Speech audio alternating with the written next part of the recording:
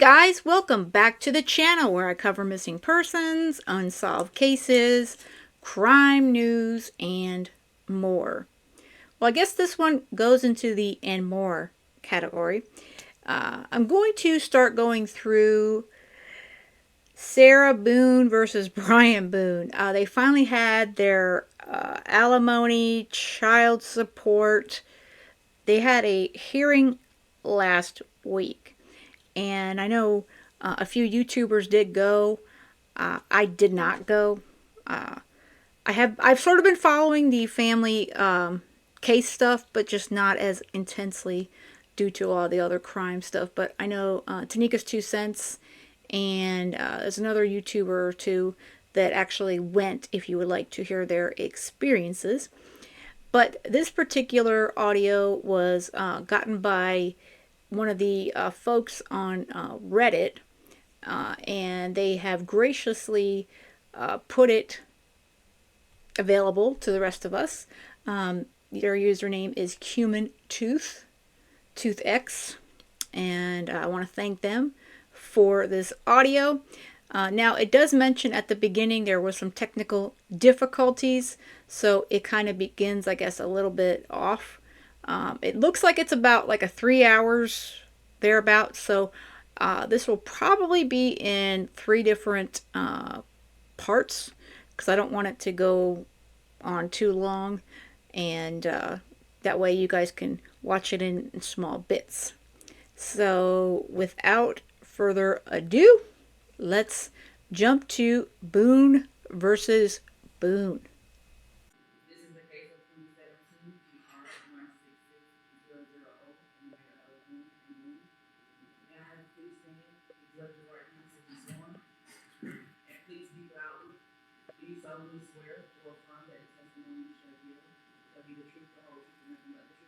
I do.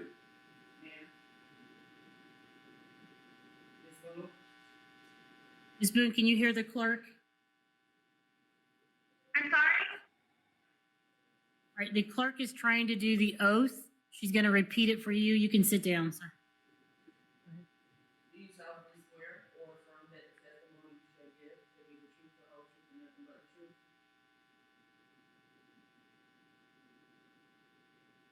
Great. Do you swear to tell the whole truth and nothing but the truth? I do. Okay. All right, we're here for a final hearing with regard to a supplemental petition for modification of alimony and child support, as well as a petition for relocation. I do understand that there was a motion granting the temporary relocation, but it's my understanding the court needs to still consider a final relocation on that issue. Before we get into that, there were a couple of motions that were filed by Ms. Boone that I'd like to address before we start. The first of which is a respondent's motion for contempt and to compel petitioner to submit visitation application immediately that was filed with the court on August 20th of 2025. If I recall correctly, one of the last times we were here, the petitioner indicated that he had filed something with the Department of Corrections regarding the visitation. They were slow to react, and he was going to follow up. Did the court remember that correctly?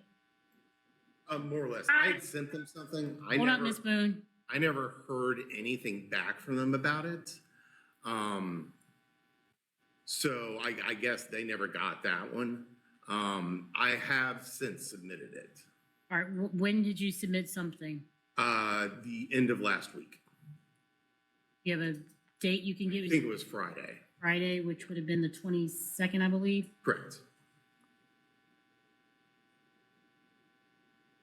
All right, Ms. Boone, Mr. Boone has indicated that he attempted to follow up after one of our last hearings regarding the status of the application for visitation. He never heard anything, so he submitted another one on Friday, August 22nd. Your Honor, am I allowed to expound on that? Yes, you are. Well, I know for a fact that I'm actually in the classifications department now, and as of this date, no visitation applications have been received on his end for himself or for my son. And no attempts also have been made in order for him to try to do so in the meantime.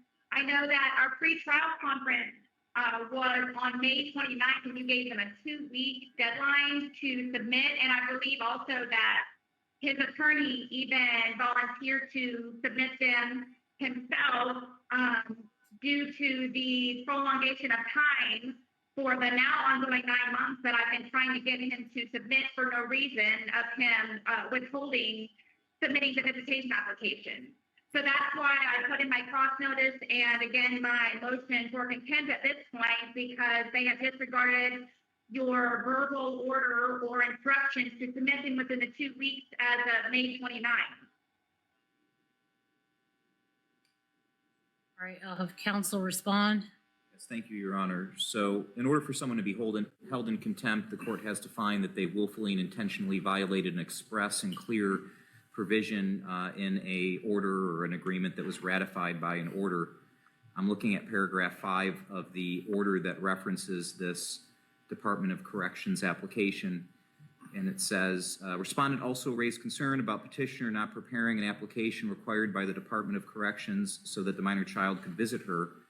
There was no pending motion before the court on this issue, but petitioner did provide information to the court on his efforts in submitting the requested application, and he advised the court that he would attempt to follow up on the status of the application.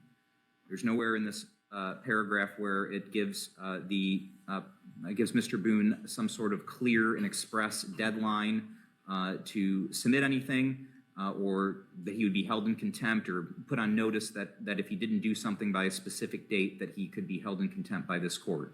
With that being said, Your Honor, I do understand that it's the court's wishes, and it's my client's wishes too, to get this set up as quickly as possible. Mr. Boone has resubmitted a second time now the application on the 22nd of August, according to his sworn testimony.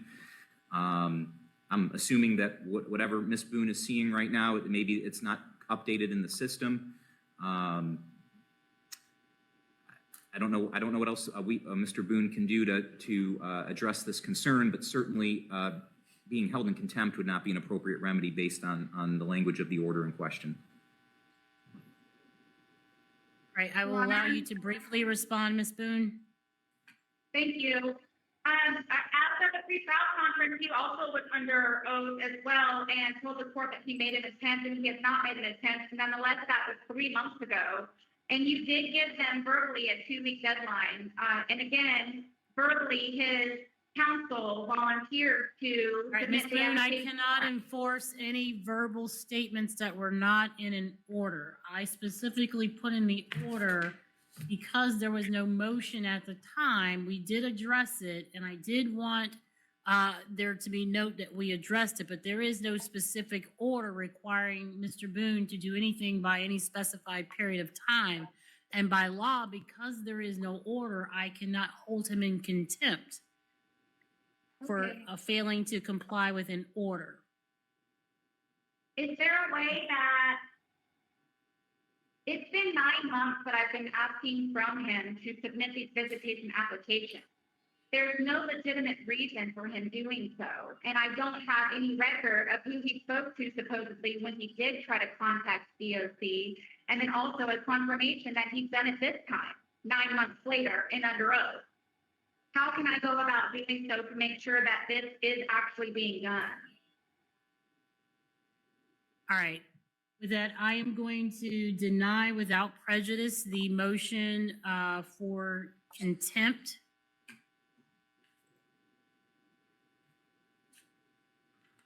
I do not find that there is any willful violation of a specific court order with regard to a visitation application.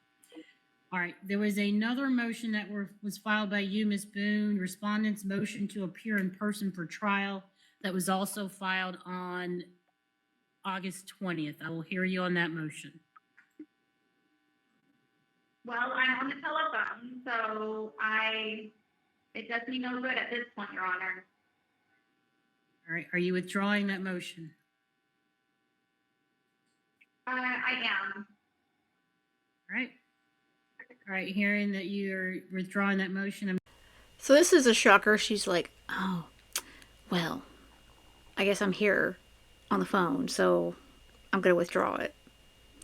But this is pretty calm for her. And from what I understand, it gets a little crazier as this hearing goes on. And as you can tell, she does not have an attorney on this, but of course Brian does. I'm going to deny that motion as being moot. Now we can move on to, with regard to the petitions that we're here on today. And I'm going to start with the petition for relocation. Ms. Boone, do you oppose the petition for Mr. Boone to relocate with the minor child to? I do not oppose.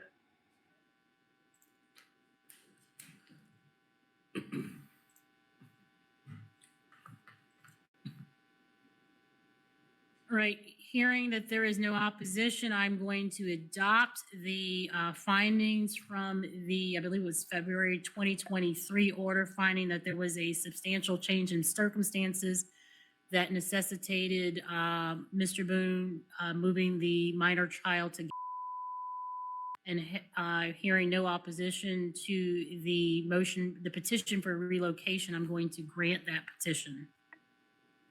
Your Honor, am I allowed to say anything in regards to the contents of? If you're not contesting it, I don't need to hear anything about it. I am contesting some of the points that they have in regards to some of their other motions and modifications. Just things that I would like to apply to it from this motion.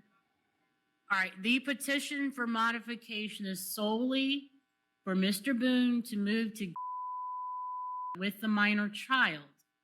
Are you opposing him moving to with the minor child? Your Honor, you said the petition for modification, the petition for relocation. Excuse me, the petition for relocation. We're not dealing with the petition for modification just yet. Okay, no, I do not oppose the modification for relocation. All right, so as I stated before, I'm going to grant the petition for relocation. Petitioner's verified petition to relocate that was filed on February 14th of 2023. All right, that puts us to the petition for, supplemental petition for modification. Your Honor, if I may just have one question about the relocation petition. Okay? Does Ms. Boone also agree to adopt the proposed amended parenting plan that we submitted in regards to the relocation? Because that is still... Okay. I just need to know if I need to present evidence as to that point.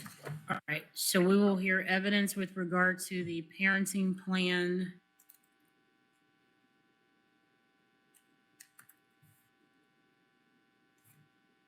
As it relates to both the verified petition to relocate and the supplemental petition for modification.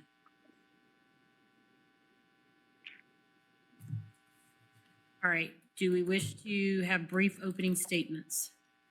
I would like the opportunity, Your Honor.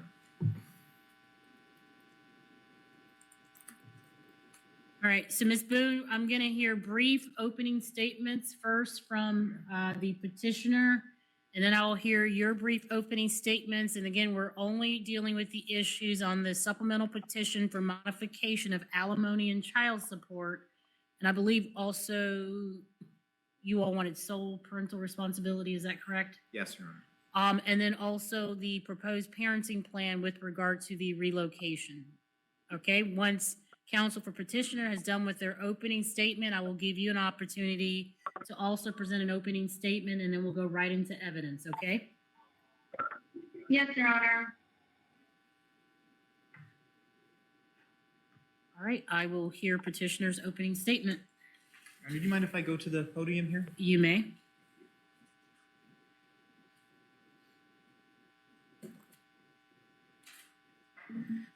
All right, well, good afternoon, Your Honor. We're here today, as you've already outlined, on a petition to relocate and a petition to modify. I can cut out a lot of my opening statement because it sounds like Ms. Boone has agreed to the petition to relocate. What the evidence is going to support and what we are going to present evidence on regarding the parenting plan for the petition to relocate is that we are proposing that Ms. Boone have a 1 monthly visit with their 14-year-old son at the correctional facility that she's located in Marion County, and that she be also entitled to a minimum of 1 weekly phone call with the child.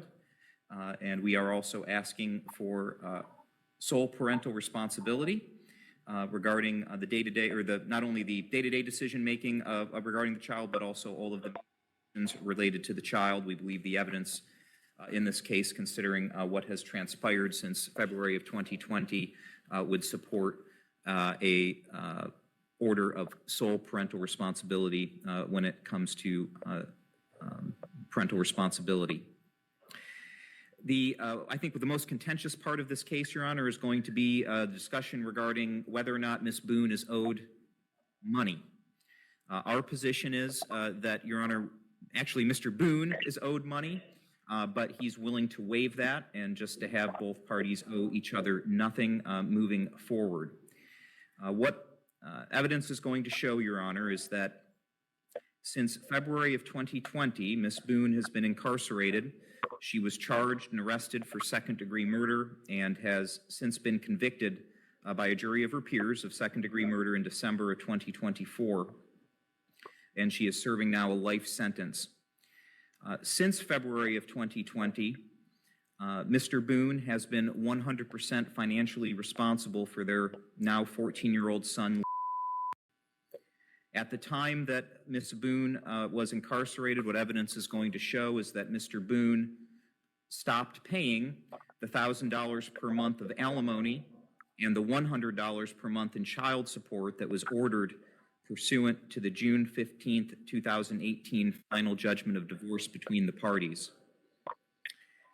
Mr. Boone will testify, and evidence will support that for multiple years after the respondent was incarcerated in February 2020, Mr. Boone continued to give Ms. Boone financial assistance in the form of commissary payments, other payments, and also maintained a mini storage for her for multiple years after she was incarcerated, despite having absolutely no legal obligation to do so to maintain that mini storage. What evidence is going to show is that when she was incarcerated, actually, Mr. Boone helped her remove her stuff from the apartment that she was living in at the time, and was really one of the only people that assisted her during that time and acted in good faith to help the mother of his child during that time period. What Mr. Boone is going to testify to is that throughout that time period, he averaged about $600 a month in direct payments to Ms. Boone and also in-kind payments towards expenses that should have been Ms. Boone's obligation. Also, what evidence is going to show is that since February of 2020,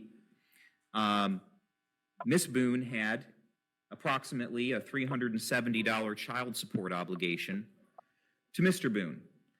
And the reason why we believe evidence will support this is that under Florida Statute 6130, subparagraph 11, subparagraph C, despite the fact that the petition to modify was filed in April 12th, 2022, that the court is within its authority to modify child support retroactive to the date a parent first failed to exercise their time sharing pursuant to the final judgment.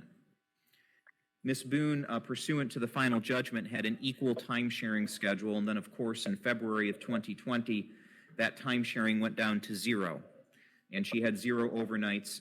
She's had 0 overnights ever since. So therefore, the court can go back to February of 2020 and consider what the child support obligation should have been, considering that she did not exercise her time sharing, and give Mr. Boone a credit for what the child support should be, and we'll be presenting evidence as to what we believe that number should be, imputing minimum wage to Ms. Boone and also imputing $60,000 a year of income to Mr. Boone, despite the fact that he's currently unemployed. Also, Mr. Boone, since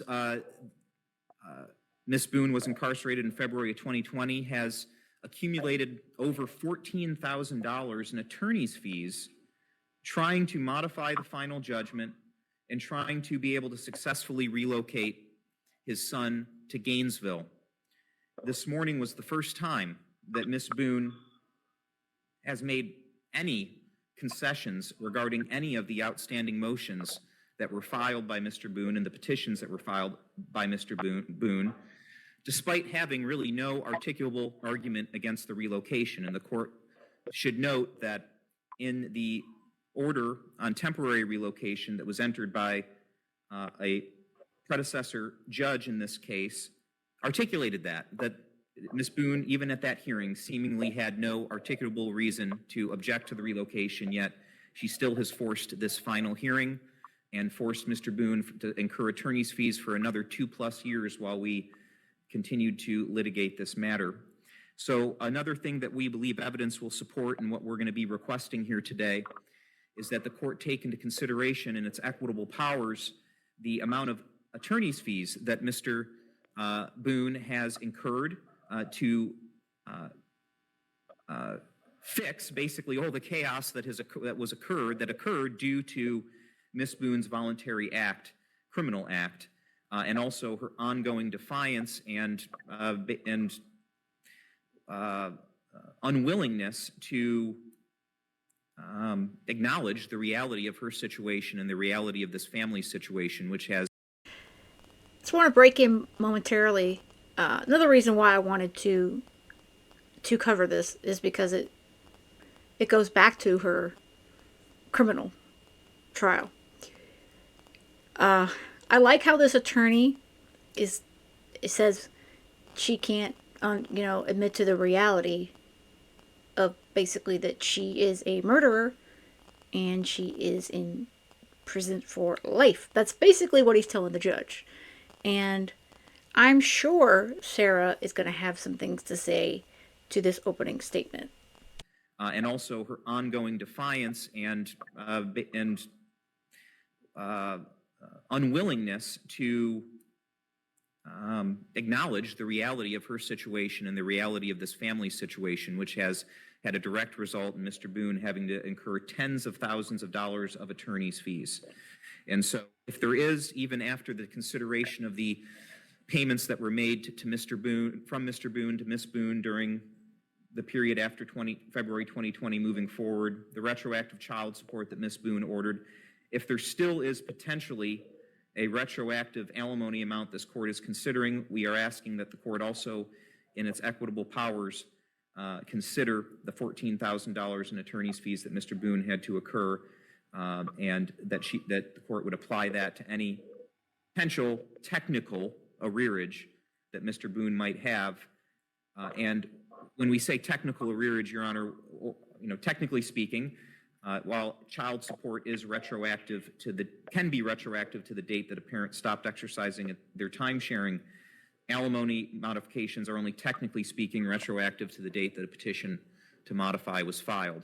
And so we're looking at that basically 26-month time period between February of 2020 and April of 2022 when modification was filed. It's also important to note, Your Honor, that evidence is going to show from the date that petition was filed moving forward that it is appropriate to terminate Ms. Boone's alimony obligations, obviously, or alimony award, because she has no need for day-to-day living expenses when she's incarcerated and having the state pay for her day-to-day needs. And so it is appropriate to terminate alimony from April of 2022 and also to give Mr. Boone a credit, and we'll be presenting evidence on that. Also, we're going to be presenting evidence, Your Honor, as to a sum of money that is currently being held with the Orange County Clerk of Court. It's over $4,000 in child support and alimony that's being held that has not been released to Miss Boone. And we're asking that the court order that that money be released to Mr. Boone so that he can use it to help raise their child that now he is unfortunately having to raise completely by himself, both physically and financially. Lastly, Your Honor, there's been some motions filed, and this was mentioned in Ms. Boone's pretrial memorandum, so I'm assuming it's going to be brought up here today. Ms. Boone is alleging that Mr. Boone is unlawfully in possession of or of some personal property of hers. There is no court order that Mr. Boone is in violation of regarding that, but here's what evidence will support, and here's what Mr. Boone is willing to do, is that he does have, when he finally stopped paying for the mini storage, Your Honor, he did move items out of the mini storage to his home that are Miss Boone's personal property. He still has those items there, and if Miss Boone has any relative that wants to pick those items up, he has them packed in boxes, and he will be testifying that he has no objection to releasing those items to a family member of Miss Boone. Thank you.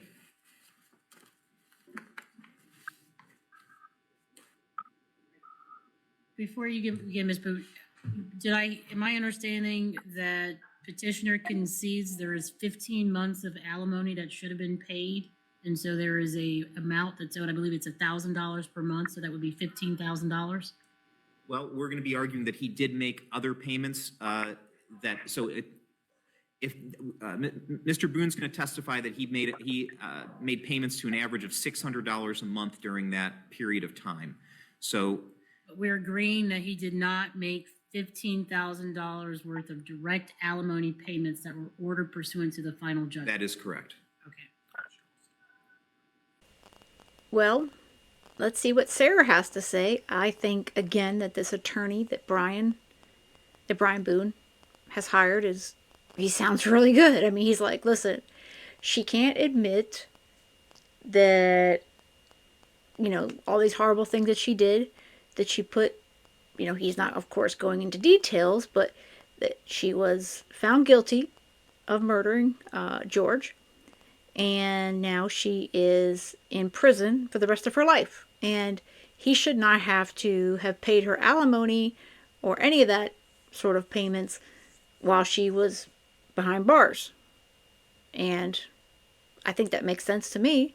Of course, as we know, after going through Sarah's messages back and forth to Brian, that she thinks that she's owed everything.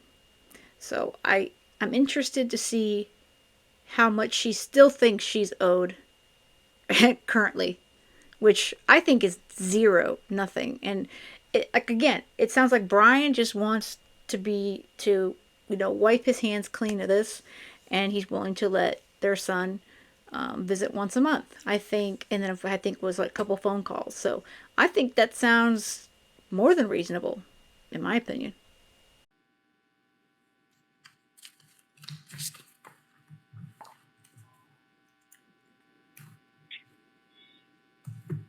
All right, Ms. Boone, would you wish to make a opening statement? I will do my best, Your Honor. I'm Thank sorry, you. say it again. I said I will do my best. Thanks for the opportunity. Okay. All right, you may call your first witness. Oh, I'm sorry, you said yes? I'm sorry, it's hard to understand you. Yes, I would like to make an opening statement, please. Okay, you may proceed. First off, I would like to say that I am having to represent myself. I am pro se. I am not an attorney. I am not educated. I have not gone to school, and I'm doing my best with the limited resources that I do have. And also when the petitioner and his counsel decided to include me on documents and whatever exhibits and evidence it is that they are proposing that they have to present to you while in the courtroom and I am here on the telephone. I also would like to say, please, Your Honor, that the evidence that they are trying to hold against me in regards to the $600 storage unit, the $370 child support, the attorney's fees, a lot of these things could have boiled down to simple communication. Would they have taken advantage of any of the mediation opportunities that were presented by the court? That a lot of these could have been resolved, including the temporary location that could have been discussed and proposed and agreed upon. Also, another opportunity could have been had in the mandatory attorneys meeting and unrepresented party meeting that we were supposed to have pre-trial conference before that. And again, the defiance is not in myself, as I have been 100% transparent, cooperative, and trying to do my best with whatever it is I can in order to prove my side and the truth, and to show my adamant intentions of being included in my son's life and trying to accrue what it is that I have been legally entitled to in regards to alimony and any arrears attached to that. The defiance is coming from the petitioner and his counsel by not abiding court-ordered payments and any other court orders in regards to the parenting plan and anything else that the court has proposed as of the official divorce. And that's including also attorney fees, which are self-inflicted when they have been truthful and ethical and providing the proper paperwork and a proper amount of time so I can actually review and correspond timely with the correct All right, Ms. information. Boone, you're way off base here. I need to know, an opening statement is kind of a outline of what you intend to present at trial on the issues regarding the parenting plan proposed for the relocation and the modification of alimony and child support. Is my motion for contempt also included at some point? No, ma'am, I've already dealt with the motion for contempt dealing with the application. Again, I told you what the issues were that we're here on today.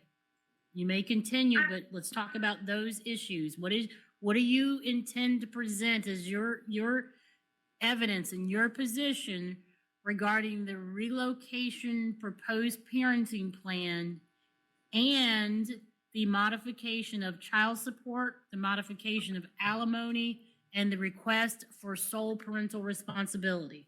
Those are the issues that we're dealing with right now. Yes, Your Honor. I was asking in regards to the motion for contempt in regards to alimony that does not have a judgment and has been continued up to this point. That was my question for the motion for contempt. All right, ma'am, continue with your opening statement. Has the court received my exhibits, please, Your Honor, that I sent? We're not talking about exhibits right now. We're talking about your outline, your overview of what you intend to present to the court today.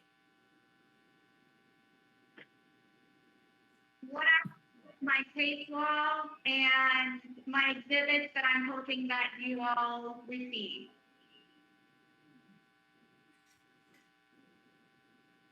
You can continue with your opening statement.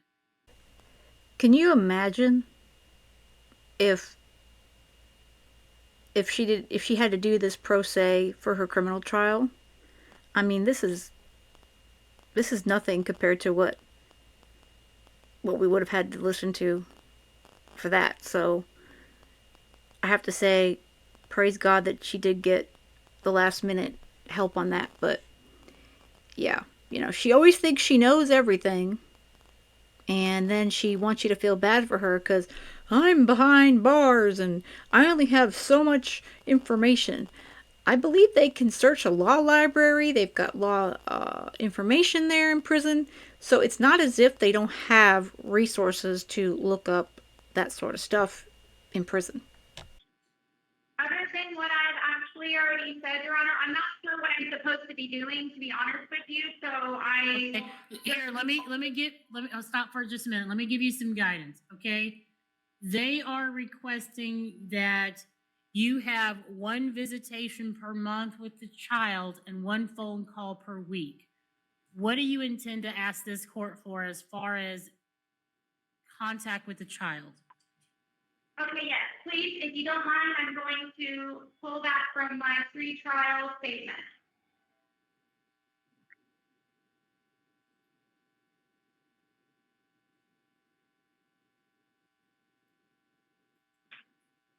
Thank you, Your Honor. My request that I put in my pre-trial statement were to have daily telephone calls, if I would like to have them, with my son, which he would like to have as well. Personal space and funds already added to the phone, so there's no interruption, please. Tablet credit for he and I to be able to correspond with one another and utilize the features of the tablet to stay in communication. Virtual visits on the kiosk. The in-person visits, I put 1 to 2 per month with a maximum allowable time afforded by the correctional facility, please. You're I would saying like to 2 have- in-person, hold up, stop. I just want to make sure I understand. You're requesting 2 in-person visits for the maximum time allowed? 1 to 2. Okay. Okay, you can continue. I just wanted to make sure I understand you. Go ahead. Yes, Your Honor, thank you. I would like to be included in all holidays, including schooling holidays and any other time a minor child would like to include me. I would like to compel the petitioner, please, to include me in any decision-making regarding the minor child. To enforce communication, regular correspondence of the petitioner me in all available options, including phone calls, tablet messages, letters, third-party representatives, any manner necessary, please, that I request, so we can communicate between one another, which has been a huge problem in this entire process. And to please keep the respondent, myself, updated regarding the minor child's proposed vacations, appointments, meetings, any happenings in his life, so I can be included. To please enforce perpetual cooperation of the petitioner with myself in order to simplify, relieve, prevent ongoing and future problems for myself and the son, and please to stop his intentional lack of, which he has been doing so throughout this entire case. To please cooperate and just try to simplify things. Include me. All right, I get the gist of that. They're also requesting that the alimony of $1,000 per month be terminated. What is your position on that? Please, if you don't mind, I'm going to pull my paper. She wants to be a part of everything, a part of her son's life, while she's in prison for the rest of her life. Yeah. Brian has 100% responsibility for their son, and a lot of us knows the son's name, and it's been purposely redacted from this video, and I'm not going to mention his name because it's sad enough that he has to deal with the fact that Sarah is his mother. But he was relocated to another city in Florida. I remember them mentioning that at the criminal trial. Brian did.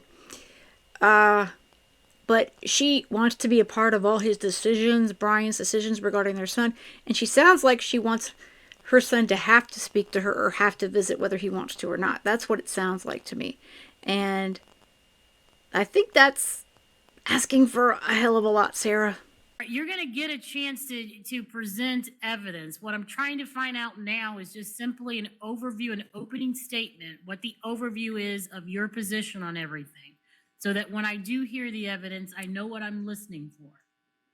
Yes, Your Okay, Honor. Thank you for your I don't need specific language. Are you contesting? Do you believe that you should still be paid $1,000 in alimony per month? I do, because the orders were active, including arrearage.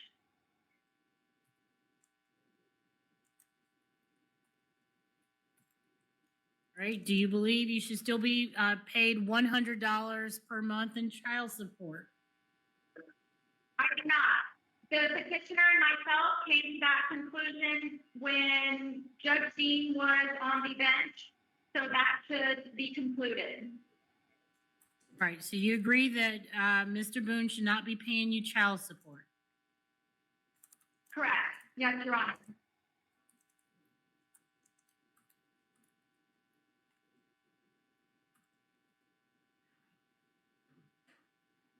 All right, they made a statement that there is approximately $4,000 that is sitting in the clerk of courts with regard to child support. They're asking that that be returned to Mr. Boone so that he can use it to care for the child. Do you agree with that? I do, only if he decides to include me, please, on some of the things that I would like to have my son to have also, and things that he had made mention to me that he would like to have in order to become more of an adult and his growth in his teenage years. So that's a tit for tat request on Sarah's part.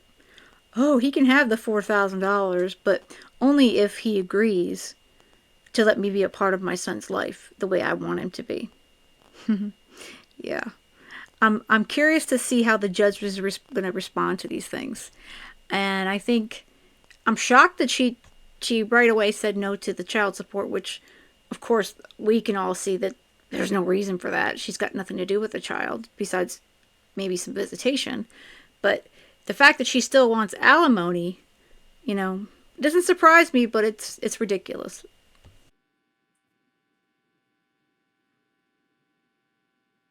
All right. All right, so Ms. Boone, what's going to happen now is because the petitioner is the one who's filed the petition to relocate and the petition for modification, he has the burden of proof, and so he goes first. So I'm going to allow him to present his evidence. He's going to be able to call witnesses and offer documents to the court. If he calls a witness to testify, you will have an opportunity to ask cross-examination questions, okay?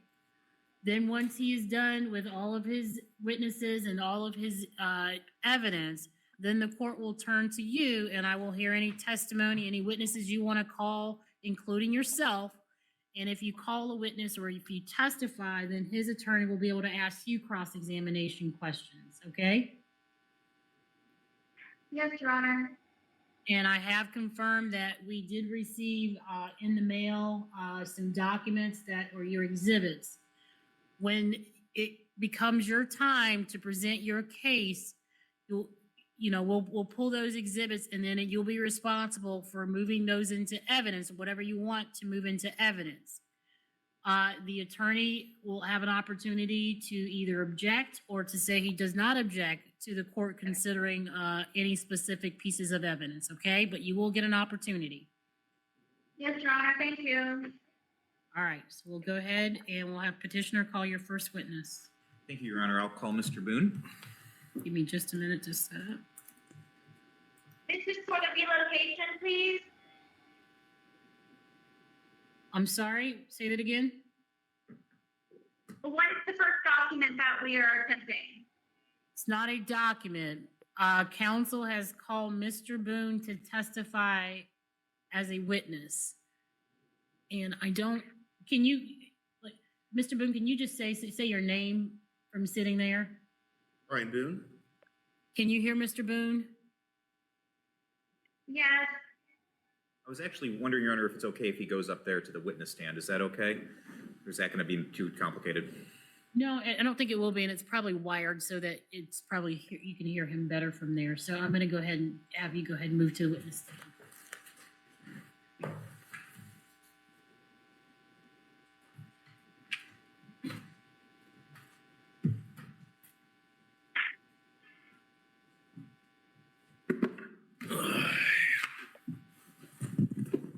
And I remind you, Mr. Boone, you are under oath. Yes, Your Honor. Okay, Mr. Boone, good afternoon. Afternoon. So, Ms. Boone has consented to the relocation, so we're going to skip a lot of questions about how your son's doing there, and we can fast track some things a little bit. I wanted to start off with going through with you the your proposed parenting plan, and that has been marked for identification purposes as Petitioner's Exhibit G. Now, Your Honor, these were all mailed to Ms. Boone, and we have I have a copy of the tracking receipt. I just want to make sure Ms. Boone has these. So if you, I don't know if... Ms. Boone, did you receive petitioner's exhibits? For the notice of filing proposed amended parenting plan? Yeah, Yes. that's one of them. Okay.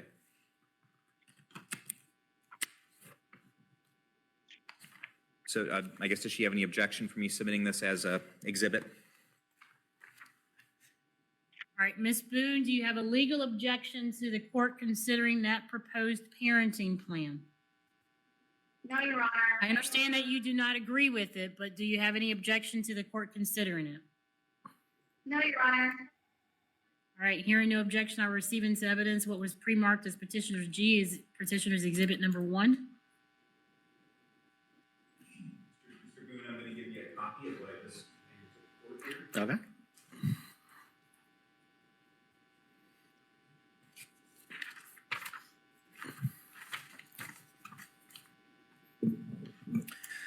Okay, sir, so we'll skip right to the meat of what we're proposing here, and that would be located on bait stamp page 082, which you'll see the bait stamps on the top right-hand corner of the documents. You see that there? Mm-hmm. Okay. In this proposal that you submitted to the court, you're asking that the father have 100% sole parental responsibility and shall make all major decisions affecting the child's welfare. It says children's, but you only have one child with Ms. Boone. Is that correct? Okay. Yes. And how old is your son, by the way? So I want to ask you a few questions regarding your request for sole parental responsibility. First off, since February of 2020, has Ms. Boone had any overnight contact with your son? No. Okay. Has she been involved in any major decision related to your son since February of 2020? No. Okay. Practically speaking, if there was a major decision that needed to be decided upon, how would you go about having, if Ms. Boone did have shared parental responsibility and was equally, had equal power to make decisions related to your son, practically speaking, how would you even do that if she's in federal or in prison? No idea. I have no way of contacting her. It'd be sitting around and waiting for her to call or something at some point. Okay. And has Miss Boone had telephonic contact with your son since she was incarcerated? Yes. Okay. Does she have frequent telephone communication with your son? Off and on. There are weeks when there are tons of phone calls and then weeks where there's none. It's just kind of, I don't know. And when she is talking to your son, how does that go? How does it go? Is it good? Is it coin flip? Sometimes he's very upset afterwards at things she had said to him, and sometimes she's in a great mood and they have a great conversation. It's very, you never know what's going to happen. And when she's talking to your son, does she support your decisions, or is she a contrarian? Can you tell me exactly how she interacts with Mainly your son? Mainly contrarian, from what I understand from. I can't hear too much of them because she forces him to make sure he is nowhere near me when he talks on the phone with her. Okay. Can you give me a specific example of where, after she's had a phone conversation with him, you've had difficulty with him? Well, generally it's with buying things he wants, which, I mean, kids want all kinds of things. That's what birthdays and Christmas and stuff like that's for. Everything's not instant gratification. And he'll tell her about these things, and her response is, well, just Dad should get it for you, so. Okay. Given the decisions that she made that led to her arrest and eventual conviction for second-degree murder, do you have any concerns about her decision-making ability? Oh, of course. Okay. What are some of those decisions, or some of those issues, that the specific issues you have with her decision-making ability? I don't think she makes good decisions, even without the alcohol. I think she has some problems that need to be worked on. Okay. And when she was not incarcerated, prior to incarceration, what was the time-sharing schedule on paper that you two had? It was a 50-50. One of us was Monday, Tuesday. The other one was supposed to be Wednesday, Thursday, and then we alternated Friday through Sunday. Okay. And prior to her incarceration, was she exercising all of the overnights that she No, had? it was about 30%, and it was sporadic as to kind of when she felt like it. Not even on days she was supposed to. She wouldn't have him for like a week and a half. And then she'd be like, I want to have him tonight and tomorrow night. And I'd be like, well, those are my days. And she's like, well, I haven't seen him in over a week.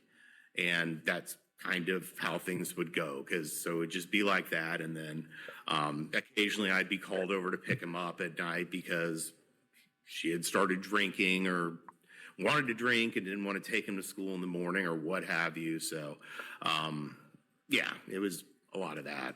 Okay. And during that time period before her incarceration, was she actively involved in the decision-making process with your son? Was she? Not, No.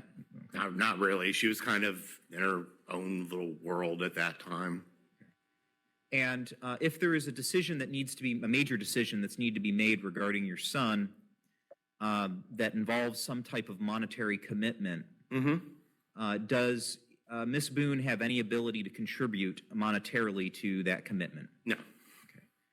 So is it possible that if she were to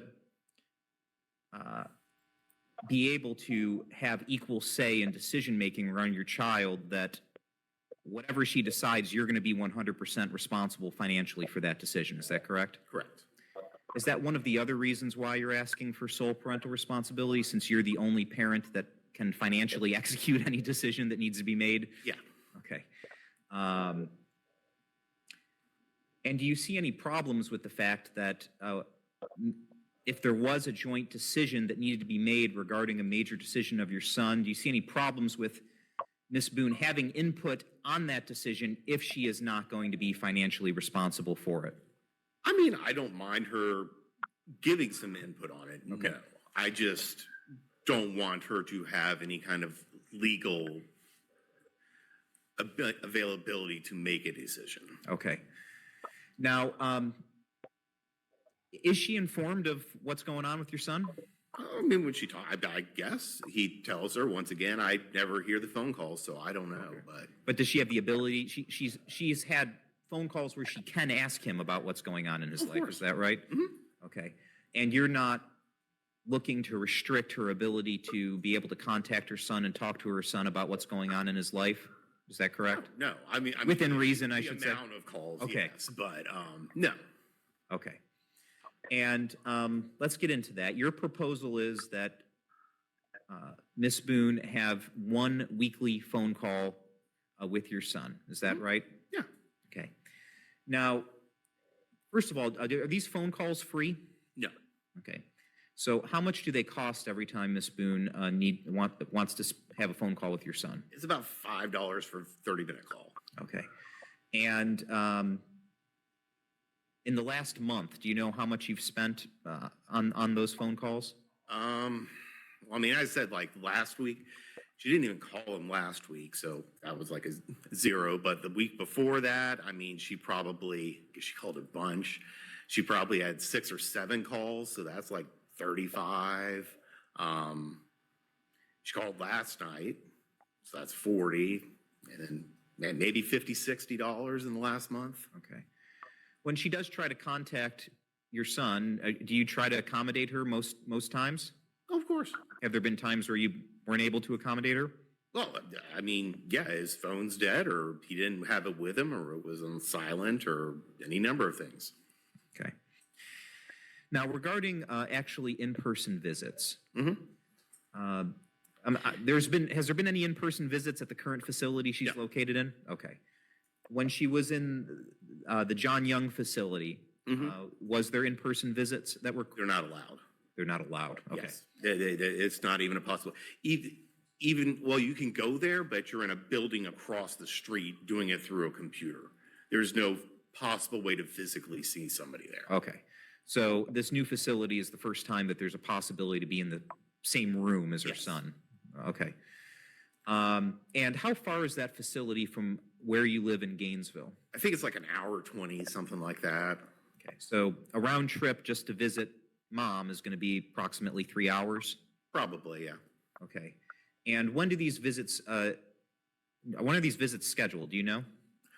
Well, if we were to do one, it would be on a weekend. I don't know if they do them on the week or not, so. Okay. So if you were to execute one of these visits on a weekend day, that's pretty much going to take, is it going to pretty much take the entire day? It would be a day, yeah. Okay. And are you going to be the one that has to drive him there? There's no other family members that Miss Boone has or any that could take? Well, I mean, I have family members who could, But no one on no, Miss Boone's it side? would be me doing it. Okay, so it'd be either you or your family members that would have to Right. take him? Okay. And so why do you believe that one visit per month is appropriate? I think that's plenty enough. I mean, I wouldn't want that necessarily like set in stone. I would like it to be a little more flexible because, I mean, there's quite possibly, I mean, going to be situations where, I mean, it's only on weekends. So you've got like 4 weekends out of the whole month to get it done. And if he's got extracurricular things, I mean, we have season tickets for football games at UF. We go to games all the time. We have basketball season tickets. So there are lots of things we're doing. So, I mean, it's entirely possible we'll have a month where all 4 weekends are just taken up that month. Would you be willing to commit to 12 visits a year, which would average out to be at least once a month? Yeah, something like that would probably work. And tell me, where does your son currently go to? High school. Okay, and is that a magnet program or is that a regular school? What is that? Well, yeah, it's a biotech magnet program he got accepted into. Okay, so explain to me, what are the commitments of a student that gets accepted into a biotech magnet? Well, it's a lot more heavy math, science, stuff like that. There's a specific biotech class he takes every year over his 4 in high school for it. Also, the school itself is over 11 miles away from me, so, and there's no busing, so I get to drive him to and from school every day. Okay, and does he usually have a lot of homework on the weekends? He does, yeah. He'll have homework, yeah. All right. All right, let's get into some of the other issues, the monetary issues here. So I stated in my opening statement, but I'm going to ask you here while you're on the stand, is it true that when Miss Boone was incarcerated in February of 2020, you stopped paying the exact $1,000 a month alimony amount that was in the final judgment? Yes, I would, through Zillow, through my bank, I would send her the $1,000, and with her incarcerated, she couldn't even use her checking account, so there wasn't really a reason to do that. So, at the very beginning, her idea was she kind of kept notes of everything I was buying for her to kind of tally up how much I was doing, and then we'd figure it out at the end, and then 1 year turned to 2 years, and to 3 years, and Okay. And eventually you stopped making any payments to her? yes. Okay. So in February of 2020, do you know approximately how much per month for that period of time that you were continuing to make her payments, how much money you were giving her that was not things you were paying for her for, but actually direct money to her? Probably say about $600 a month. Okay. And when did that stop? When did you stop doing that? Probably close to 3 years into it, something like that. It was after like her first coin-appointed lawyer quit on the case is kind of when I gave up because I just felt she was kind of delaying things at the time and we were never going to get to a trial. Okay. Were you still paying her some money after you filed your petition to modify in April of 2022? Yes, I think I was still. You're still paying her some I money. believe so. And in my opening statement, I mentioned. I know I was still doing the storage container at the very least. Okay, that's why I wanted to ask you other about. stuff I was doing also. Okay, so how much were you paying for that storage container? Well, locker, sorry. I think it was like $240 a month, something like And that was that a mini storage facility? Yeah, it was like a, what was it, probably 10 by 10, 12 by 12, something like that. Okay. And when Miss Boone was first arrested, did you help move those things into that mini storage facility? Yeah, I did. There was nobody else in her life to help her, so it was me.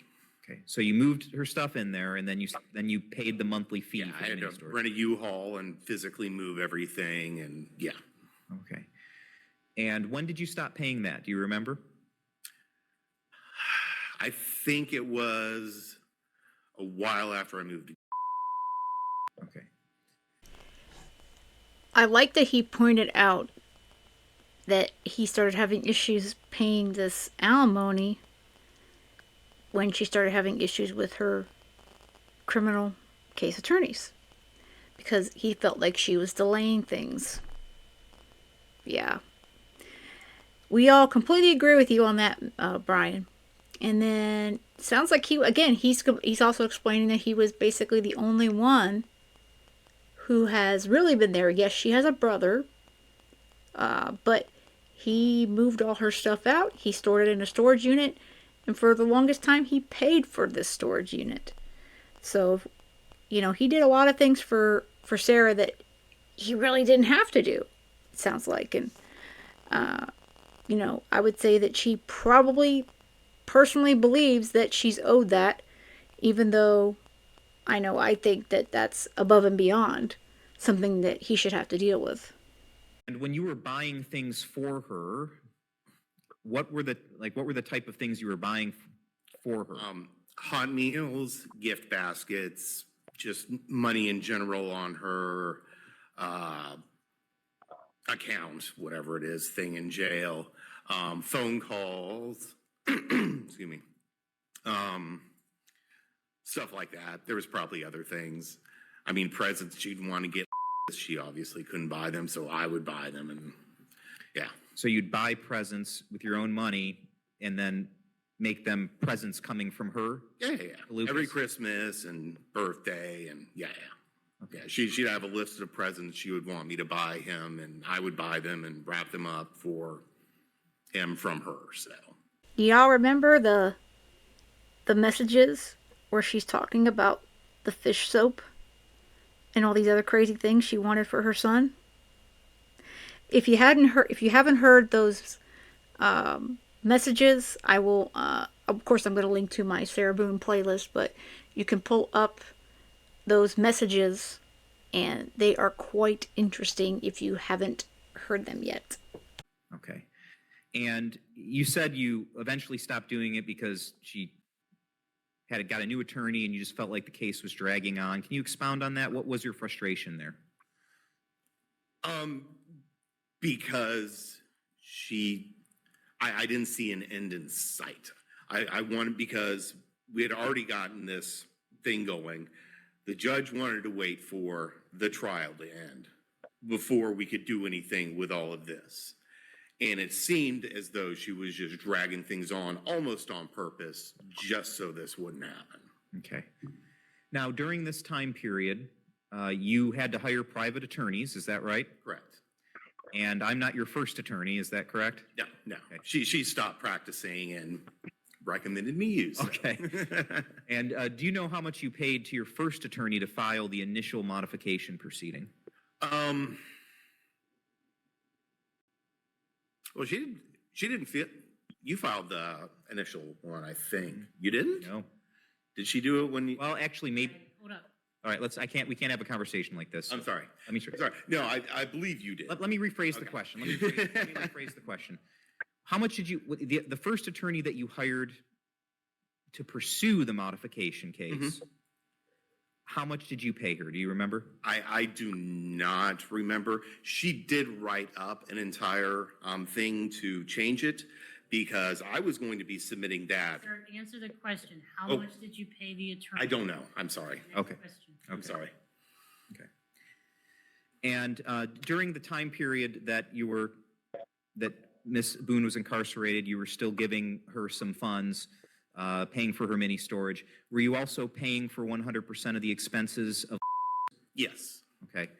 And was there any time since her incarceration that Miss Boone gave you any money to help out with? No.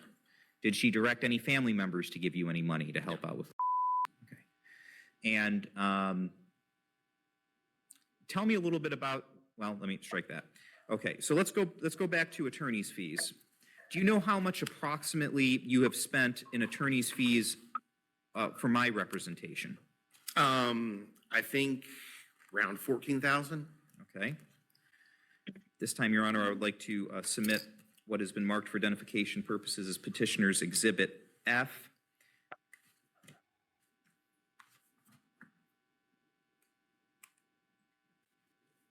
It is a summary of Mr. Boone's attorney's fees he's paid to our firm. You offering that into evidence? Yes, I just want to see if Ms. Boone has any objection. Ms. Boone, do you have any objections to what was pre-marked as Petitioner's Exhibit F? No, Your Honor. All right, hearing no objection, I receive what was pre-marked as F as Petitioner's Exhibit number 2.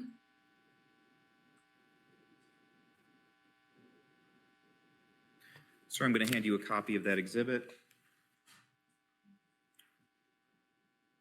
Thank you.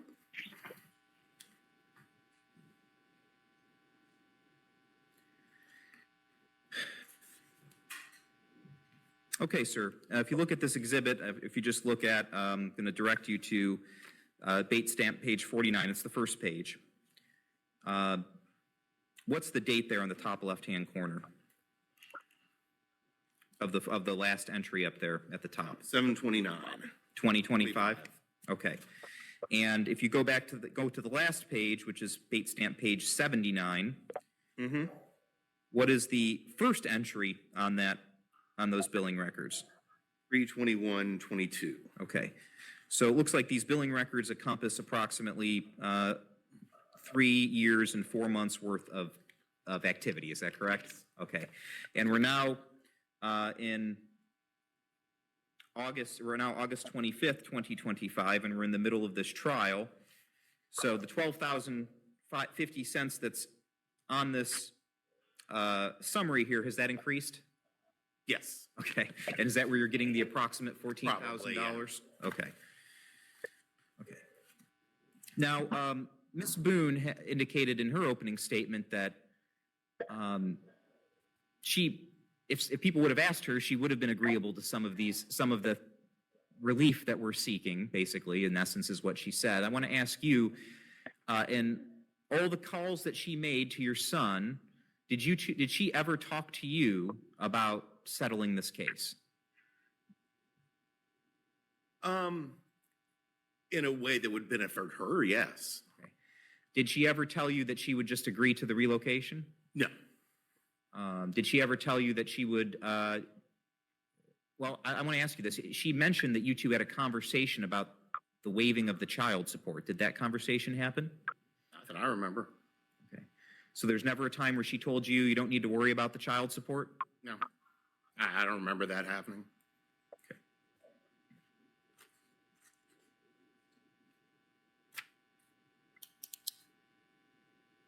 In any conversations that you had with Miss Boone, did she ever tell you that specifically that she didn't want you to move to, she objected to the relocation? Yes. Okay. Now, Your Honor, there was a stipulation regarding the money from the clerk of court. Do you need me to ask any questions on that? Or has that been stipulated by Ms. Boone? Probably do, because I think her response was that she objected to a condition upon something. Okay. All right, sir. So I mentioned in my opening statement that there's some funds that you have tied up with the clerk of court right now. Is that correct? Mhm. Do you know approximately how much that is? I think it's like 4,000. Okay, I and could be wrong. what does that money encompass? Child support payments. Okay. And are you asking as part of the resolution here today that that money be refunded to you? Yes, please.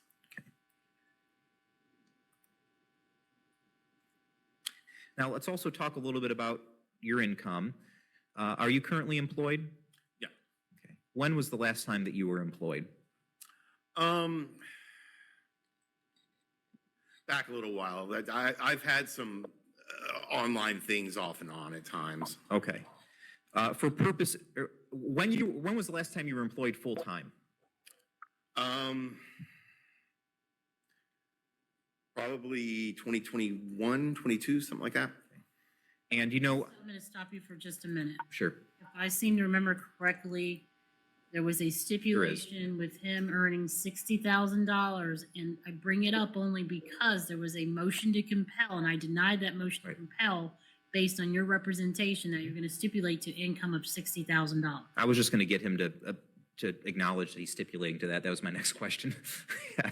So I just want to make sure that was on the record, but or at least clear to the court here today through testimony. So, sir, regardless of last time you were employed full-time, it was 2021. Today, for purposes of calculating what the support should be today and moving backwards, are you willing to impute $60,000 of income Yes. to yourself? Okay. All right.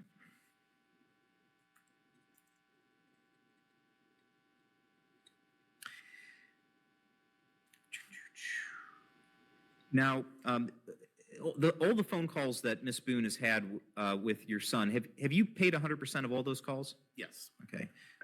Has there ever been any family member or anyone else in Miss Boone's family that's given you any financial assistance towards? No. All right. Now, Miss Boone indicated in her pretrial memorandum and in other places that she's alleging that you have possession of some of her belongings. Mhm. Are you aware of that? Yes. Okay. Do you have possession of some of her belongings? Yeah, anything that had any kind of value I had gotten out of the storage unit, so. Okay. And you took it out of the storage unit when you stopped paying for the storage unit, is that right? Yes. Okay. And where did you relocate those items to? To my house in Winter Park, and then they came with me to, Okay. And do you still have those items? yes. If Miss Boone were to have a family member come by or a friend come by asking for those items, would you release those items to that individual? Okay.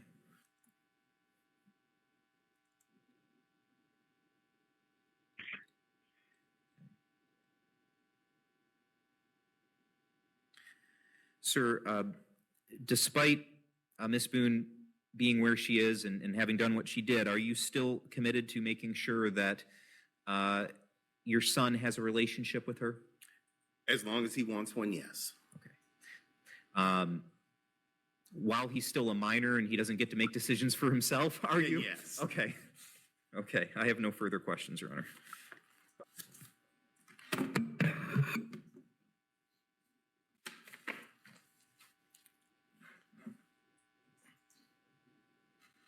Give me just a minute.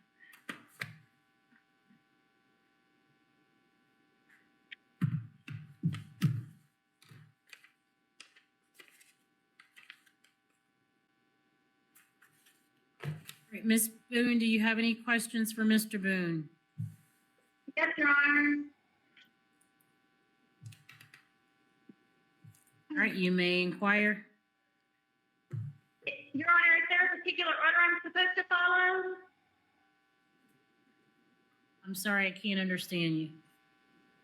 Is there a particular order I'm supposed to follow in regards to items or topics? Ordinarily, I will, you just need to, you do not have to stay in any particular order. You just need to ask him questions regarding anything he just testified about. But to save Okay. time, if we have additional stuff, are you okay with her going out instead of Oh, yes. calling him? Yeah. All right, so no order, and you can ask him any questions based on the testimony he just gave or any of the issues that you're raising or your positions in the case, okay? Thank you. Brian, when have you ever included me since my incarceration of February 2020 in any major decisions at all regarding our son? I mean, there haven't really been any huge decisions. COVID wasn't a huge decision. Well, no, we did, and you told me that you did not want him to get vaccinated, which scared the crap out of me that you thought that. Relocation? What's that? Relocation. Yeah, Did you so- ever talk to me about COVID? Did you Yeah. ever talk to me about relocation? Have you ever included me in any major decision-making question? Well, yes, and I disagreed with you. When was the last time you answered a phone call of mine? Quite a while.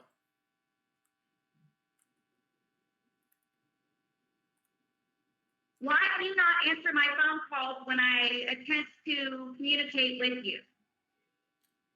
Because I don't care to talk to you. Oh, I have to laugh because that has to be his most honest response. Because I don't care to talk to you. Brian, I feel for you. I really, really do. Because I can imagine how, well, we can only imagine everything that you've been through. And we've seen some of those messages, and it's got to be painful. Painful to have to deal with Sarah Boone.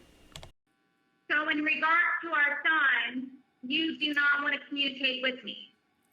If there is a conversation you want to have about, you're welcome to have it with me. That's not what you call for. What else is it that I call for? To yell at me about some random thing, or tell me I need to buy things for. You do realize, Brian Calloway Boone, that you are under oath. I do. When was the last time you ever answered a tablet message, I've never answered a tablet message. including from Orange County 5 years ago? Correct. Mm-hmm. Why is that? Because I didn't want to. So you do not want to speak to me on the phone, and you do not want to answer tablet messages. Yes. How else do you propose you and I communicate being the parents of our son?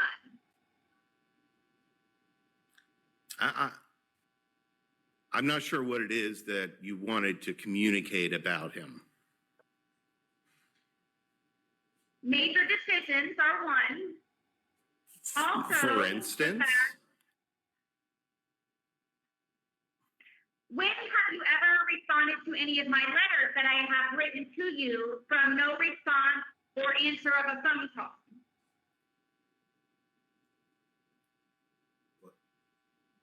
like in the mail letters?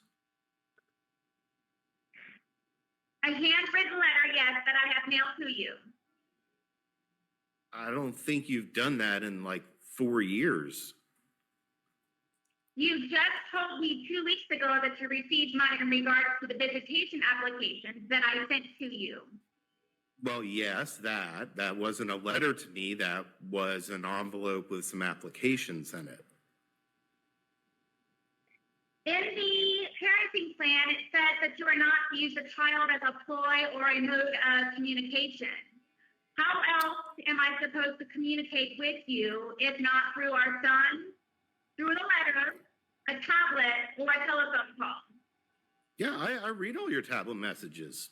If you've got something you need to talk to me about it and you put it in the message, I will see it and I will answer your call. Or maybe. Sarah, he doesn't want to talk to you. He really doesn't really want to talk to you about your son. But he's gonna do if he has to. But the bottom line is, A, he's your ex-husband. And B, you put him through all this extra insanity because you had to put your boyfriend in a suitcase, tell him to shut the F up and let him die in it. So, if I was him, I wouldn't want to talk to you either. And again, he's only going to be on semi-friendly terms because you share a son. Period. You share a child. But yeah, I don't blame Brian at all for wanting to stay as far away from Sarah as possible. Even write back, but I've never seen that. You just said that you do not answer phone calls because you do not want to. You just Yes, said you do not have text messages because you do not want to. You do not respond to letters. Therefore, I have to ask you regarding our son. You are putting our son in that predicament. Is that correct? Now, if you have something legitimate you want to talk to me about, then you let me know, and I will talk to you about it.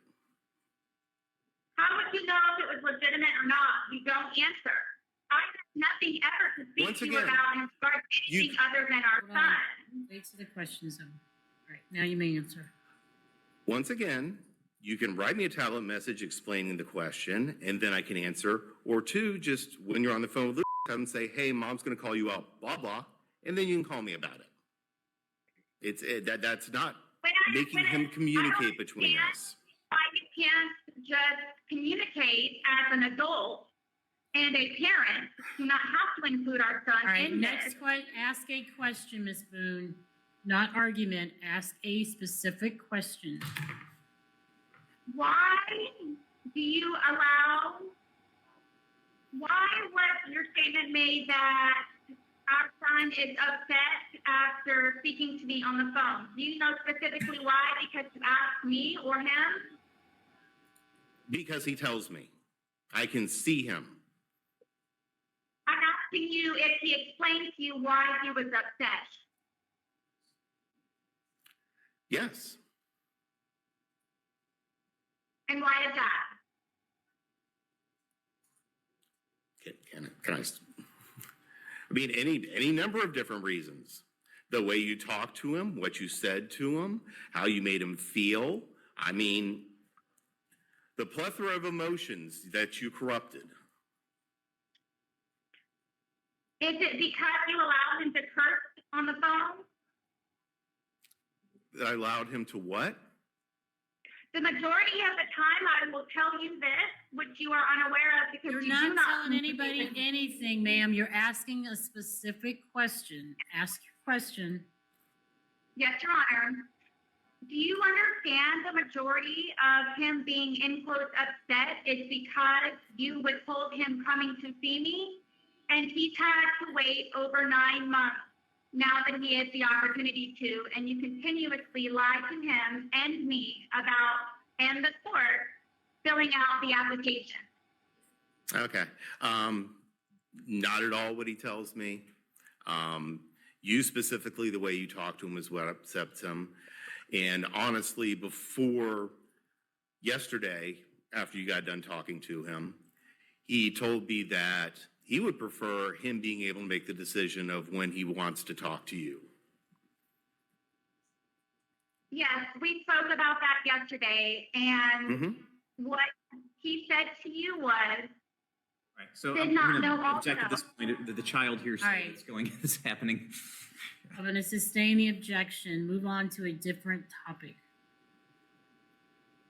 so in regards to telephonic communication, which is regular and has been, I wanted to find out if you understood that I know about his girlfriends, about his laughing and joking. Not and gonna, break- ma'am, we're going to stay on topic with regard to the issues here, which are the proposed parenting plan regarding the sole responsibility, the modification of child support, and the modification of alimony. This poor judge. She's going, why, oh why did I have to get this case? Because she's familiar with who Sarah is. But bless her heart, she's trying to be nice, and maybe I put that in air quotes. She's trying to make sure that she wants to get through this court hearing, keep Sarah on topic, and yeah. But you have to wonder if she's like Judge Cranick and has to go home and decompress in some way after dealing with Sarah Boone. Your question on those issues is? Yes, Your Honor. The sole responsibility has not changed since day one of me being incarcerated. He's never asked me. I'm not asking you for your position, Ms. Boone. I'm asking you, do you have any additional questions for Mr. Boone on those topics? Have I ever purchased a gift or something for? With your own money? Have I purchased any items for our son? Well, I purchased them. Your Honor, I need, Hold up, stop.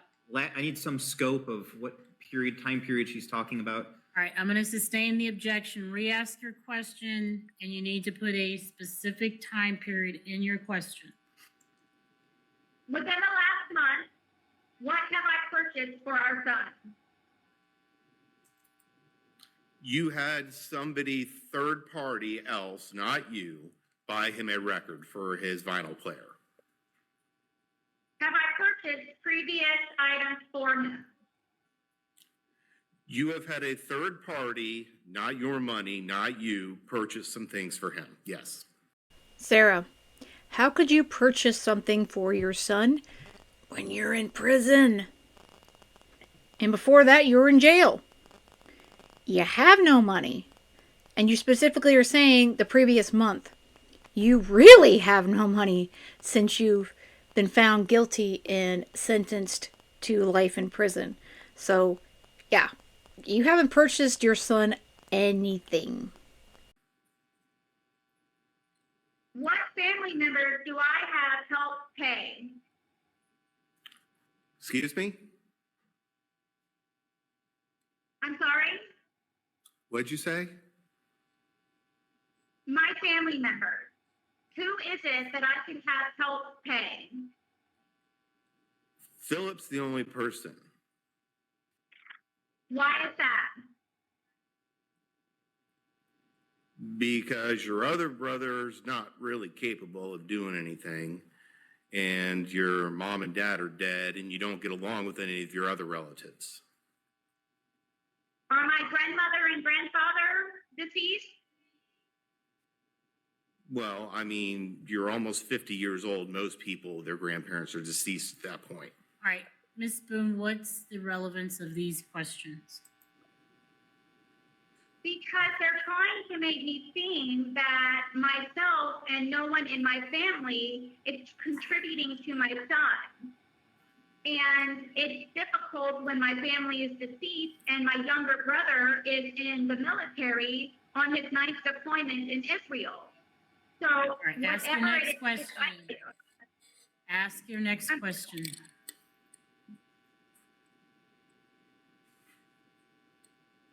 May I please put in an exhibit? Any objection to her putting it? I haven't, I'd like to see it, and what she's specifically talking about. Which exhibit, Ms. Boone? The exhibit, please, is number 37 on my exhibit list per the uniform order, the GPL communication current pricing. All right, give us a minute. May I approach I'm the sorry, clerk, Your Honor? number 36. Just a minute.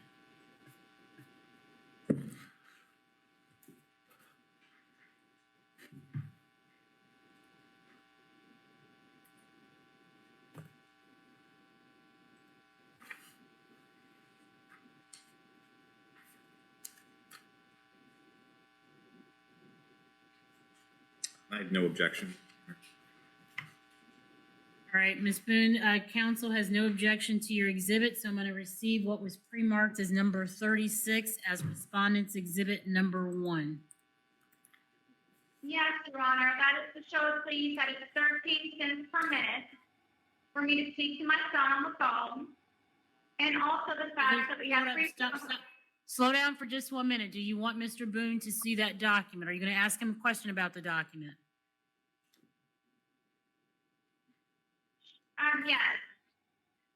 All right, just give us 1 minute.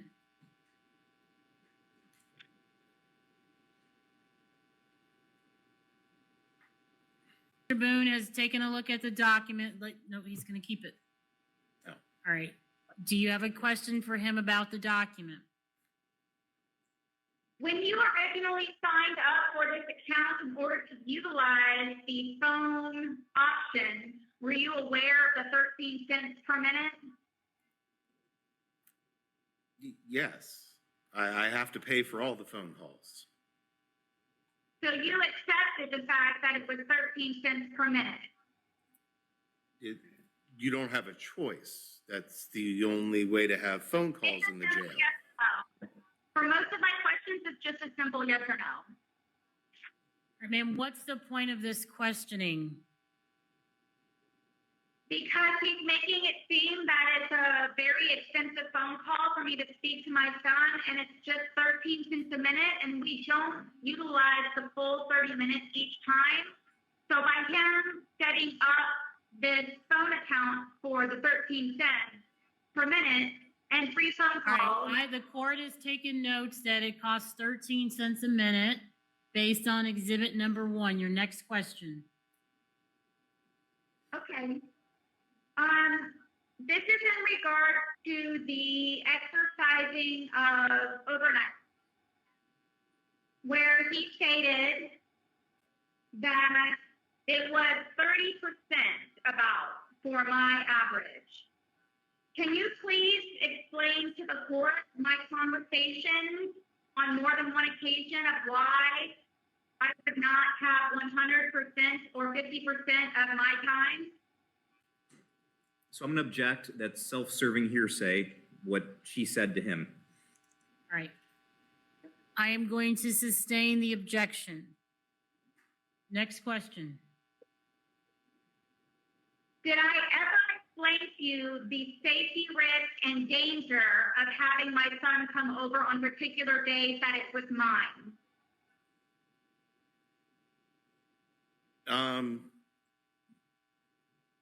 Not really. I mean, kind of, yeah, I guess. I don't know, most of the time when you had me come over there and pick him up and was supposed to stay over at like 10, 11 o'clock at night, there was nothing going wrong. It was just the two of you drinking and having fun, and I guess didn't want him there anymore. Brian. Next question, ma'am. Did he ever tell you that he liked being more at your house because of everything that you had and everything that I didn't have? So I'm going to object, as that's a question based on hearsay. Sustained. Next question.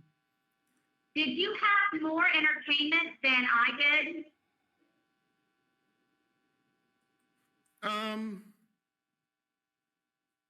Really, in all honesty, no.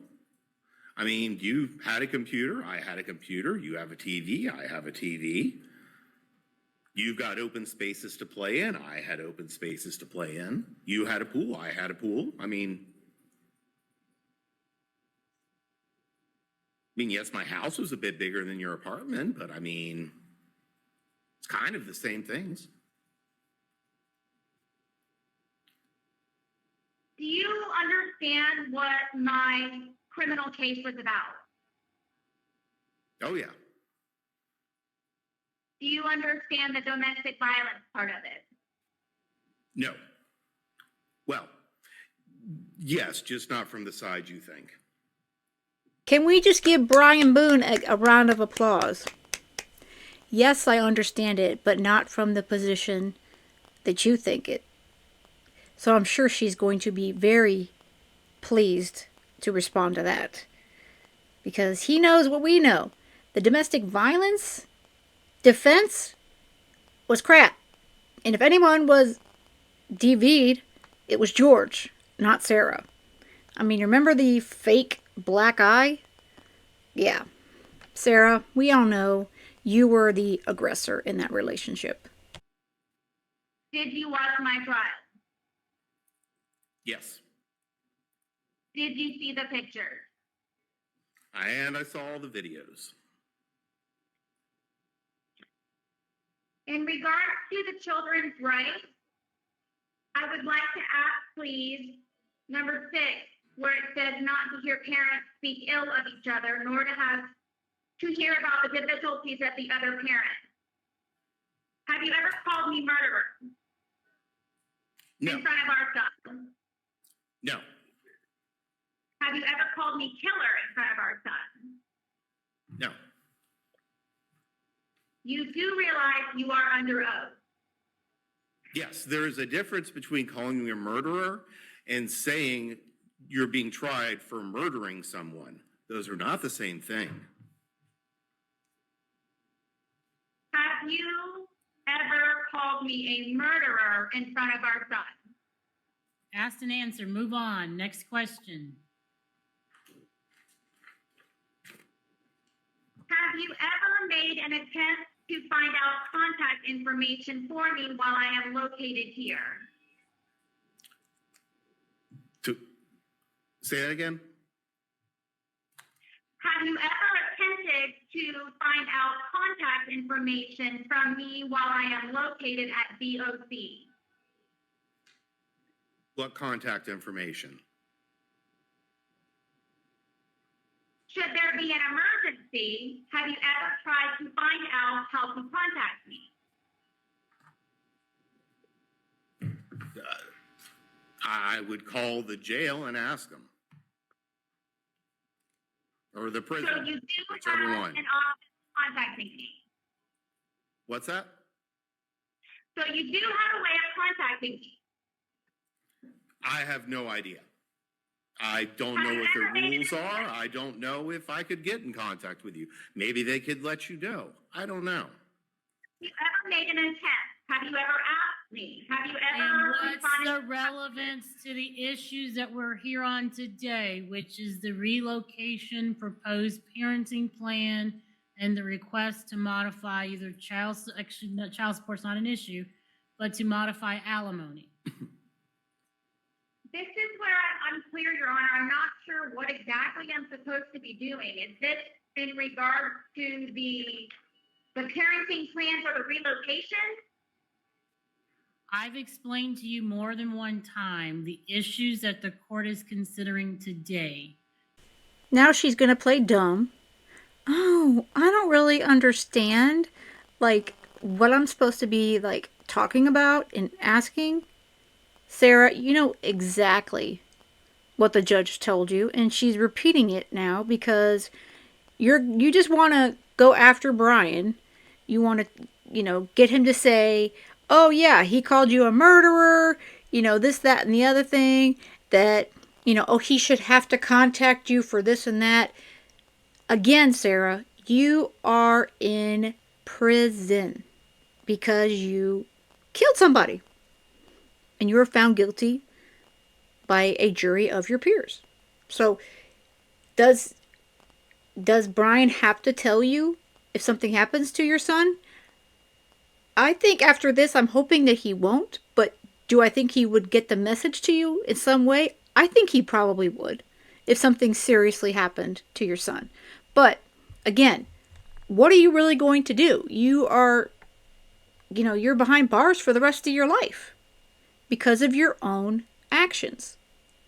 You need to be asking questions regarding those issues. I will say them one final time. The issues are the petitioner's proposed parenting plan that was filed in relation to the petition for relocation, and then the request to stop alimony. And there's also a request for attorney fees. Those are the issues the court is considering. Those are the issues that you should be asking questions about. I had had no idea that the relocation parenting plan was even an issue, considering the fact it's been agreed upon. I'm not sure why you have no idea when I've said it. I think this is the 5th time that I've said it. Forgive me, Your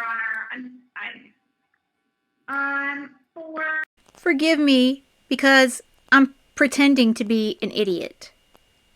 Yeah, she's not buying this, Sarah. She is not buying it. And it's unfortunate that we can't see your face. Well, part of me thinks it's okay. But this judge is not pleased. Not pleased at all. I love how she called you out. This is the 5th time that I've informed you. And if you'd open up your ears and stop trying to be better than everyone else, maybe you would get to the point, ask the questions, and discuss the things that you are there to do. Page 2 of the relocation with the parenting plan. It says that it will dramatically improve the economic circumstances of the petitioner and the minor child. So I'm going to object because as the relevance, because I'll let her finish her question. I'm sorry. Finish your question. I'm sorry. It's part of Sorry, Ms. Boone. Go ahead. How has it improved your economic circumstances considering the fact that you are in quotes unemployed? So now I'm going to object, Your Honor, as the relocation was already stipulated to, so now irrelevant. Irrelevance. All right, I'm going to sustain the objection. Again, ask questions regarding the issues that I just gave you. We've already stipulated, you've already agreed to the relocation to. Okay, so the only issue with regard to relocation is the proposed parenting plan. So the overall plan starts off with every other weekend from Friday evening until Sunday evening between the respondent and the minor child. How is any of this even applicable considering the fact on that DOC? I think that's the whole point of this, ma'am.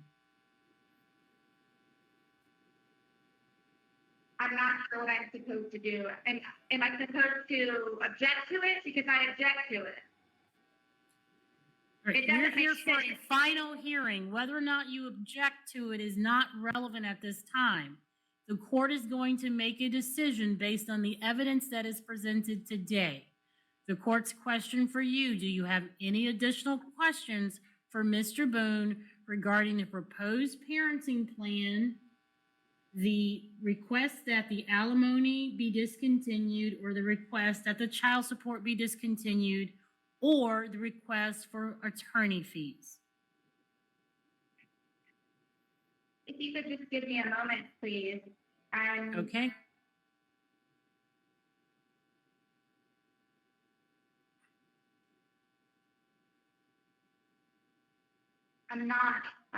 Forgive me, I don't know what I'm supposed to be doing with this relocation.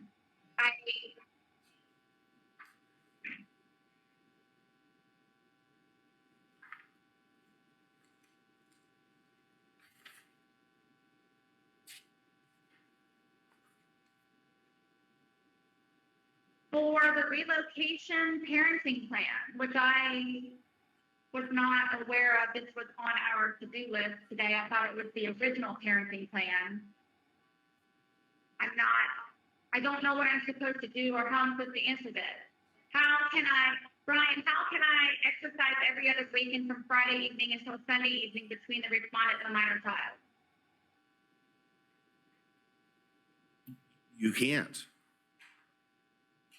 How can petitioner and respondent alternate winter break and Thanksgiving time sharing? You can't? Why has this been proposed in regards to relocation when I am here?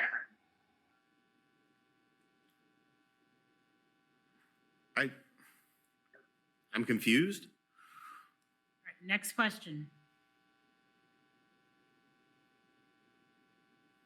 So the amended parenting plan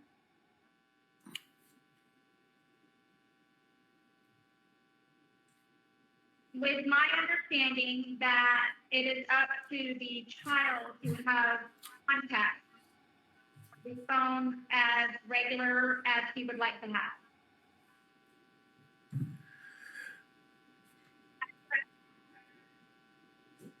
I don't think so. I don't think that's what we're proposing.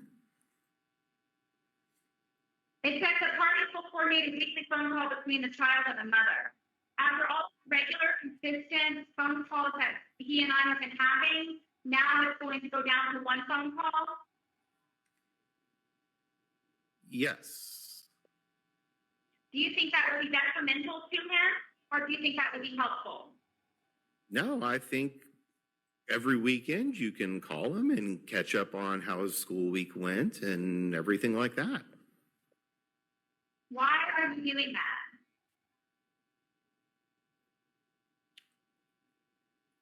Because I think that's all that's really necessary. And these phone calls start to add up. So in the past, we have been speaking to one another on a regular basis about everything. I have been included in his life because he has decided to answer the phone call and you pay for the call. Now, because of this, you're going to allow us one 30-minute phone call per an entire week. No, you can have 2 phone calls. You can have 2 back-to-back and talk to him for an hour. That's fine. And I mean, if it's a birthday or a Mother's Day or a holiday, I mean, yes, there will be other things worked in, but I don't think you need 7, 8 phone calls a week. It's ridiculous. Is that due to payment or because it's harmful to speak to him that many times? Both. How is that harmful? Once again, I see him very upset at the way you talk to him all the time after phone calls. When was the last time he was upset?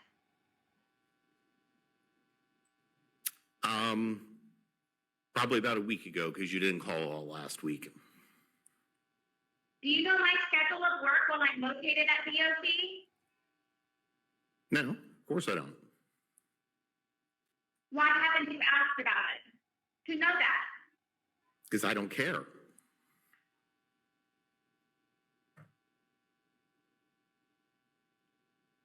Is it true that you just spoke to our son and told him that he has the authority to choose when to speak to me and how often? No. It's He his told me decision. he told me he would like for it to work that way, but it can't work that way. He's a minor. Why do you not care? About you. Question, ma'am. I'm sorry, Your Honor. We're way off target here. Let's move on to something else. If you're done, you're done. Your Honor, thank you. Forgive me. Have you at all upheld any of the other items in the active parenting plan to date since of my incarceration? For instance,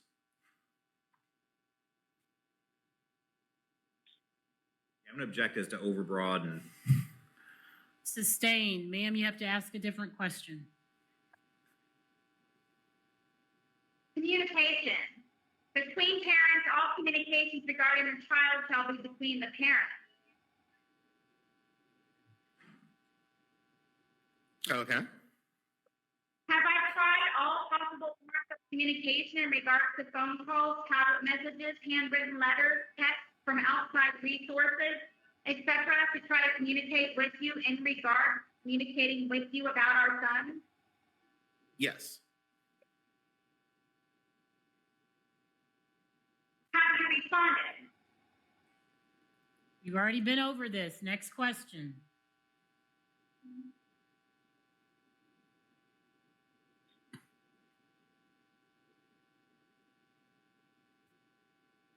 For the active parenting plan, it says it may be modified or varied on a temporary basis when both parents agree and sign it in writing. Have you signed or written anything, or have I?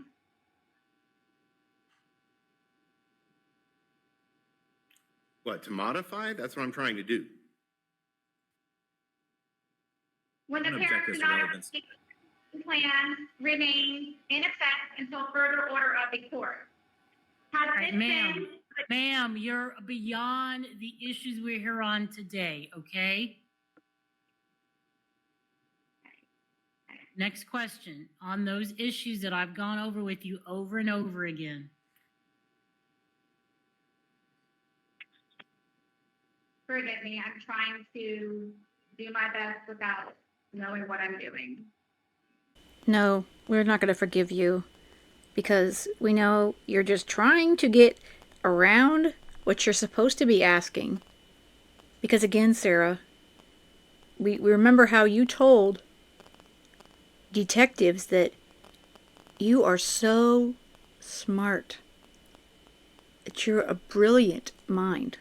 So if you're so smart, even though you are pro se, as you make sure everyone understands, you still understand that you are going well beyond the scope of what you are allowed to ask Brian. You definitely know. And you are testing this judge. For the objection to relocate, how soon before the actual relocation did you tell me? All right, again, that's not relevant to the issues we're here on today. The relocation to has already been determined, okay? Specific questions regarding the proposed parenting plan that was admitted into evidence as Exhibit 1, the request to stop the child support, the request to stop the alimony, and the request for attorney fees. Do you have any questions, any additional questions on any of those issues? Yes, Your Honor.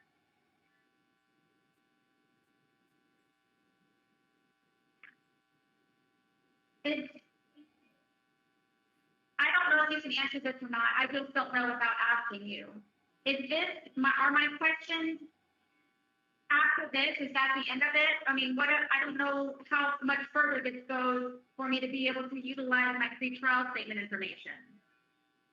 All right, as I explained to you at the beginning of this process, I will do it again. The petitioner has the burden in this case. They get to call the witnesses, they get to introduce evidence, okay?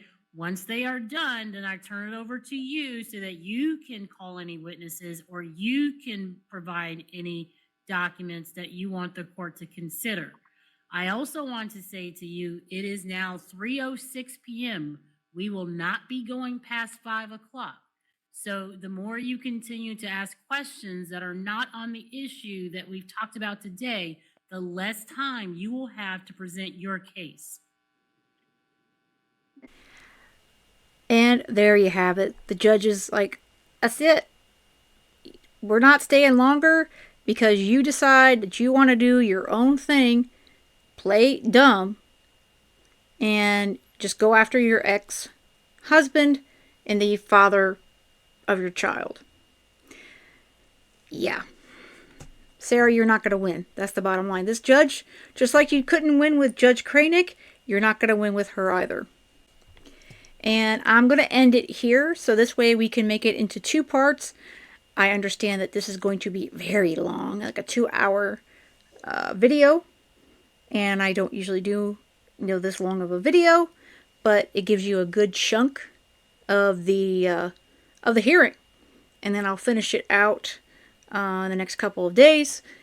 And you guys obviously let me know what you think in the comments. And with that said, I hope you have a great rest of the day. And most of all, stay safe.